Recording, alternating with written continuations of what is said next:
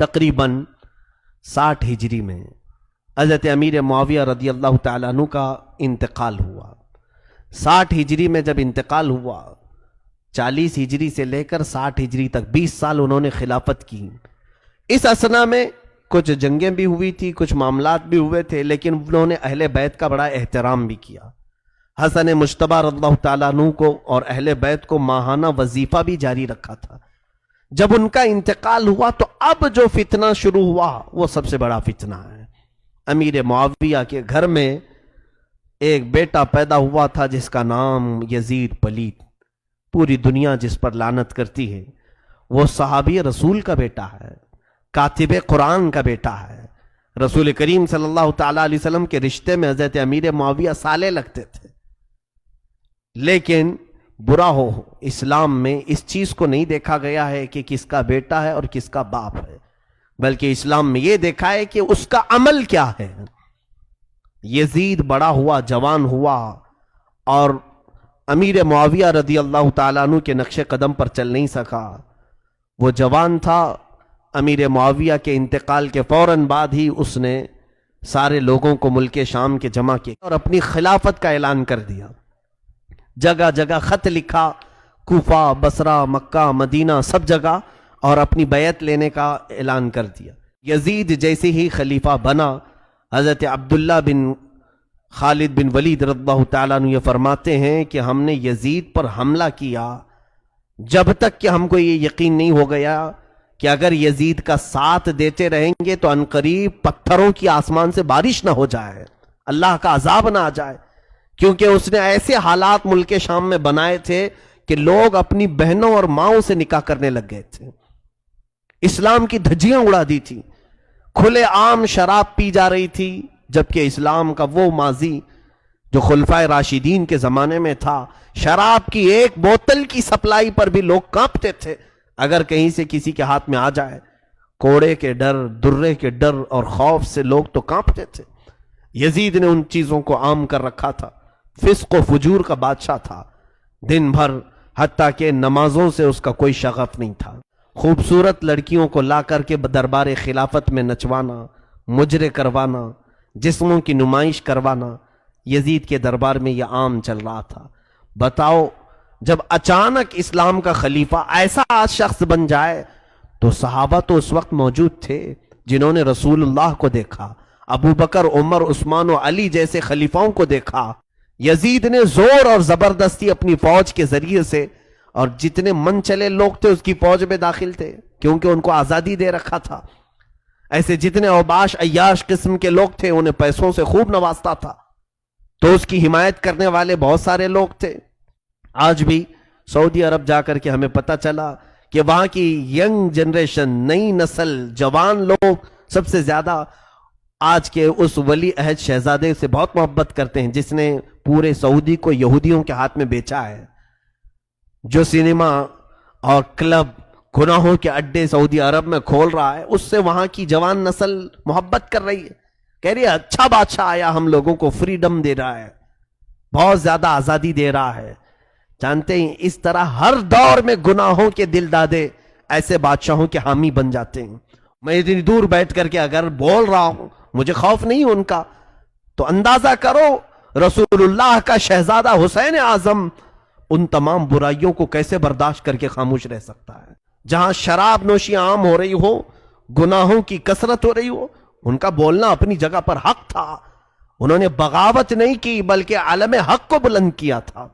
مدینے میں جو گورنر تھا اس وقت ولید بن عقبہ، ایک نرم دل آدمی تھا، لیکن یزید نے اس کو فوراً لیٹر لکھ کر کے بھیجا کہ پورے مدینے والوں سے میرے بیعت لے لینا اور کہنا کہ امیر المومنین اب یزید ہے، اور سب سے پہلے حسین ابن علی سے بیعت لینا، پھر عبداللہ بن عمر، عبداللہ بن زبیر، ان لوگوں سے بیعت لینا۔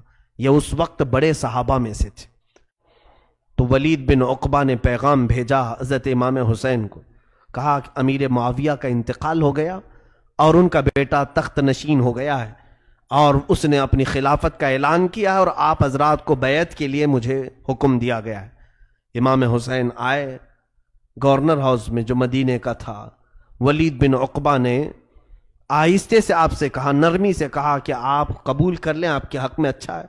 امام حسین نے کہا مدینے میں اکیلا تھوڑی نہ ہوں، پورا مدینہ میرے نانا کا وفادار ہے، ایسا کرو کہ تم گورنر ہاؤس سے باہر نکلو اور سب میں اعلان کر دو، مجھے اندر اکیلے بلا کر کے کیوں اعلان کر؟ وہ جانتا تھا کہ حالات خراب ہو جائیں گے۔ ولید بن عقبہ کے پاس ایک شخص بیٹھا ہوا تھا، مروان بن حکم، جو ظالم آدمی ہے، جس کے پیدا ہوتے ہی میرے آقا نے فرمایا تھا گرگٹ کا بیٹا گرگٹ پیدا ہوا، هو الوزع ابن الوزع۔ مروان، اس نے ولید سے کہا کہ اے گورنر، اگر تم حسین کو جانے دے دیا تو معاملہ خراب کر دیں گے، ابھی سے ان کی بیعت لے لو۔ ولید نے کہا میں کیسے زبردستی بیعت لے لوں، وہ بیعت اگر نہ کریں گے تو؟ وہ مروان نے کہا قتل کر ڈالو یہیں پہ۔ امام حسین پلٹ گئے اور کہا اے ظالم ابن زرقا، تو مجھے قتل کرے گا، مجھے قتل کرے گا؟ حضرت امام حسین رضی اللہ تعالیٰ عنہ نے حالات کو بھانپ لیا اور اس کے بعد واپس چلے گئے۔ پھر اس کے بعد دوسرے دن اس نے پھر بلوایا، ولید بن عقبہ نے تیسرے دن پھر بلایا۔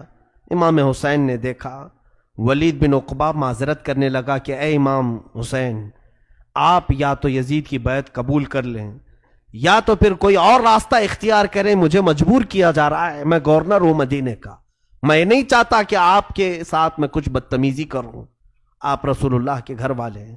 اس نے احترام تو کیا۔ امام حسین نے کہا یہ فیصلہ میرے حال پر چھوڑ دو۔ گئے اپنے گھر اور اپنے گھر والوں سے کہا اب مدینے کی زمین ہم سب پر تنگ ہو گئی ہے، اب حالات بدل چکے ہیں، ہمارے امتحان کی گھڑیاں قریب آ گئی ہیں۔ حضرت امام حسین رضی اللہ تعالیٰ عنہ نے اپنے گھر والوں میں سے کہا کون ہے جو میرے ساتھ مدینے سے ہجرت کر کے مکہ کی طرف آنا چاہتا ہے؟ میرے نانا ہجرت کر کے مکہ سے مدینے آئے تھے، مجھے مدینہ چھوڑ کر مکہ جانا پڑ رہا ہے۔ تو شہزادوں میں جو تیار ہوئے، امام حسین کے 3 شہزادے، جس میں امام علی اکبر، دوسرے امام علی اوسط زین العابدین جن کو سجاد بھی کہا گیا، تیسرے چھوٹے سے بیٹے علی اصغر جن کی پیدائش ابھی ہوئی تھی، 1 مہینے کی غالباً ان کی عمر تھی یا 2 مہینے کے قریب کی عمر تھی، ان کو بھی لے لیے، اور کچھ گھر کی، اور سیدہ زینب آپ کی بہن، اور ان کے شہزادے اون و محمد، اور رسول پاک صلی اللہ علیہ وسلم کے ہاشمی گھرانے کے اور معزز افراد جیسے حضرت جعفر بن عبداللہ اور حضرت امام مسلم بن عقیل، سب لوگ امام حسین کے ساتھ آئے۔ رات کے وقت ہی ان لوگوں نے فیصلہ کیا کہ آج ہی ہم یہاں مدینہ چھوڑ کر چلتے ہیں۔ امام حسین کے اونٹوں پر کجاوے باندھے جانے لگے، سامان رکھا جانے لگا، حتیٰ کہ امام حسین نے چند گھر والوں سے کہا کہ تم گھروں میں رہو، جیسے حضرت امام حسن کی بیوہ تھیں اور کچھ عورتیں تھیں اور کچھ بچیاں تھیں، بی بی صغرا، ان سے کہا کہ تم یہیں رہو، جب حالات اچھے ہو جائیں گے ہم پلٹ کر کے آ جائیں گے، جب حالات صحیح ہو جائیں گے ہم مدینے واپس آ جائیں گے، اس اثنا میں ہم حج بھی کر لیں گے، مدینہ طیبہ سے نکل رہے ہیں مکہ کے لیے تو حرم کعبہ میں رہیں گے، جب امن قائم ہو جائے گا تو ہم پلٹ آئیں گے۔ یہ کہہ کر کے وہ نکلے، لیکن مدینے والوں کو یہ کیا خبر تھی کہ رسول اللہ کا یہ نوجوان ہمیشہ کے لیے مدینہ چھوڑ کر جا رہا ہے۔ جب آپ اپنے گھرانے کو لے کر حضور کے دربار میں حاضر آئے، قبر انور کے پاس کھڑے ہوئے تو بے اختیار آنسو نکل پڑے اور میرے آقا صلی اللہ تعالیٰ علیہ وسلم سے فریاد کرنے لگے، کہا یا رسول اللہ صلی اللہ علیہ وسلم، آپ کا یہ وہی مدینہ ہے جہاں سے ہم گزرتے تھے تو لوگ ہمیں سلام کیا کرتے تھے، آپ کے کندھوں کی سواری اس شہر کی ہماری یادگار تھی، یا رسول اللہ صلی اللہ تعالیٰ علیہ وسلم، آپ کا وہ حسین جس کو آپ نے کبھی دل آزاری کے لیے پسند نہیں کیا، کبھی میرے مولا نے میرا دل آزاری کو پسند نہیں کیا، وہ حسین کے لیے آج مدینہ تنگ ہے، ظالم یہ چاہتے ہیں کہ میں ان کے ہاتھ پر بیعت کر لوں اور آپ کی شریعت کو بیچ ڈالوں، آپ کے دین کا سودا کر لوں۔ اے میرے نانا جان، اگر اختیار میں ہوتا تو میں مدینے کو ترک کر کے کبھی نہیں جاتا۔ کیا گزرا ہوگا اس وقت میرے آقا صلی اللہ تعالیٰ علیہ وسلم کے قلب پر قبر انور میں۔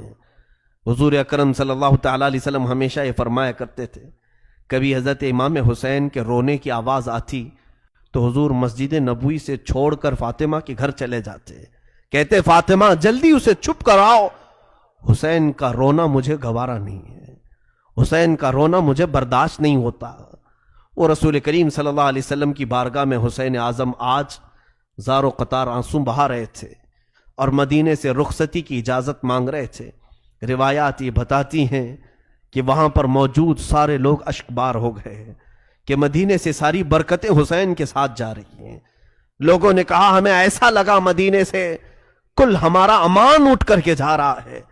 میرے آقا کے روضہ اطہر کی حاضری کے بعد امام حسین جنت البقیع آئے، سیدہ کائنات فاطمۃ الزہرا کے سرہانے کے پاس کھڑے ہوئے اور اپنی ماں کو یاد کرتے ہوئے رونے لگ گئے۔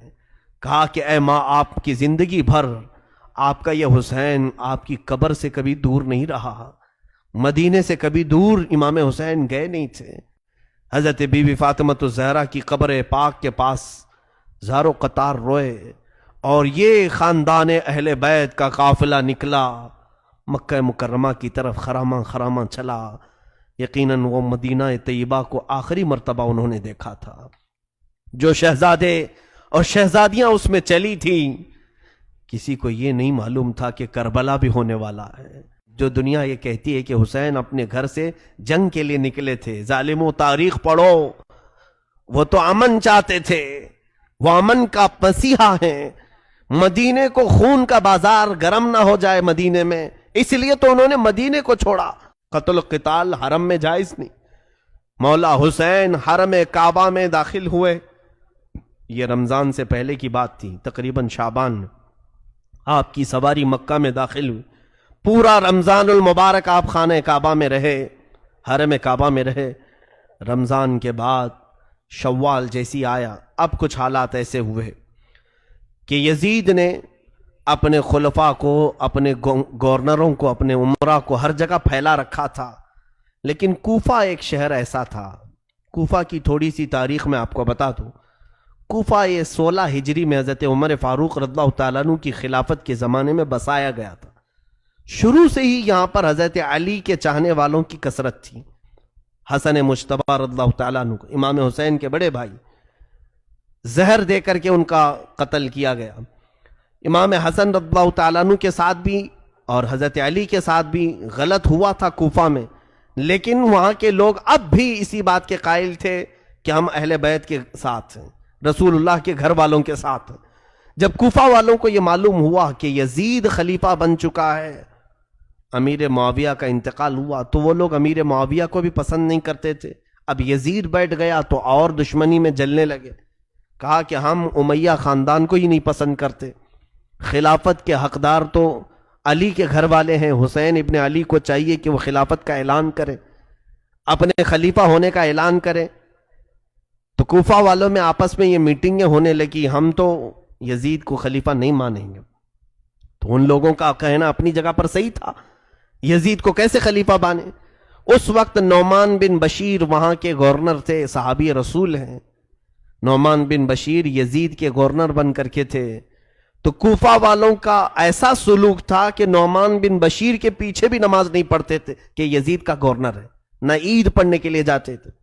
جب یہ حالات ایسے ہوئے اور کوفہ والوں کو یہ معلوم ہوا کہ امام حسین نے بھی یزید کی بیعت سے انکار کر دیا ہے اور مدینہ چھوڑ کر مکہ آ چکے ہیں، تو پھر کوفہ والوں کو ایک اور سہارا ملنا، یعنی ایک امید جاگ گئی۔ ان کو ایسا لگا ایک سہارا مل جائے گا، اور یہ سوچا کیوں نہ ہم امام حسین کو یہاں بلا لیں، کیونکہ ہم بھی یہ چاہتے ہیں کہ یزید خلیفہ نہ ہو۔ امام حسین آئیں گے تو ہم دل و جان سے ان کو خلیفہ بنائیں گے۔